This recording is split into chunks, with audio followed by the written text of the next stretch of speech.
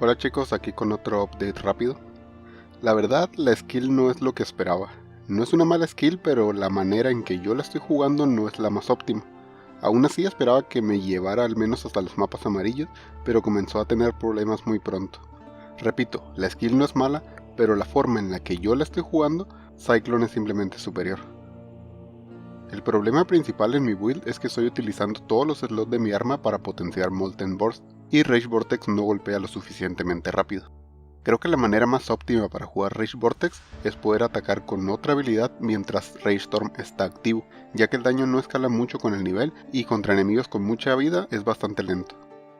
Mantener tu Rage es simple, pero mantenerlo a tope puede ser un poco complicado a menos que utilices Chainbreaker. Pero para eso necesitarías invertir en Mana Regen, ya que además de sacrificar Rage con cada ataque, la skill tendría un costo de Rage adicional, lo cual es muy malo si no lo recuperas rápidamente. Creo que las mejores opciones para jugar esta skill de momento es con Impale o con Voidforge. La skill es bastante entretenida y me generó algo de currency. La verdad no sé si tratar de rescatar la build o simplemente comenzar con algo distinto. Sea como sea, te comento algunas de las mecánicas que utilicé en caso de que andes un poco perdido y quieras intentar esta habilidad.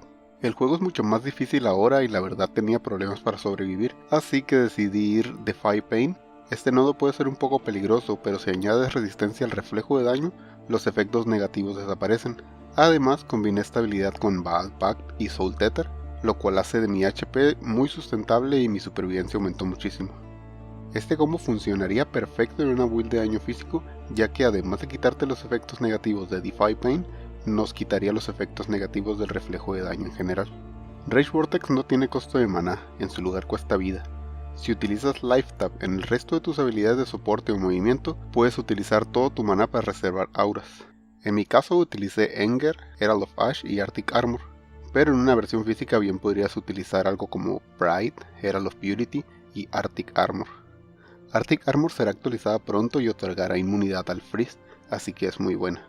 Close Combat puede llegar a ser una mejor opción como gema de soporte para Rage Vortex, ya que añade mucho daño y no reduce la velocidad de ataque, además de que otorga Combat Rush, así te puedes mover más rápido con Lip Slam. Y este último combo se lo tenía guardado un exiliado y nos hizo el favor de dejarlo en un comentario, así que se los comparto porque me pareció interesante. Consiste en utilizar los guantes únicos Shackles of the Wretched, que hace que las maldiciones en ellos sean reflejadas a ti. Por ejemplo, podríamos utilizar Lip Slam más Hex Touch más Temporal Chains, que junto al cinturón único Chains of Emancipation ganaríamos nuestro máximo de Rage al perder Temporal Chains, y seríamos inmunes a las maldiciones al tener al menos 25 de Rage. Si estos objetos los combinamos con el Red Blade Banner para tener poder infinito en nuestros Warcry y la pasiva Warbringer del Berserker, podríamos mantener nuestro Rage a tope siempre que utilicemos un Warcry. Con esto podríamos mantener Berserk, el spell, y ser inmunes a las maldiciones, que es un atributo bastante poderoso en el juego actual. Repito, no sé si seguiré con esta build, espero esta info les sea de utilidad. Les dejo el pastebin de lo que tenía planeado, pero la verdad no se los recomiendo.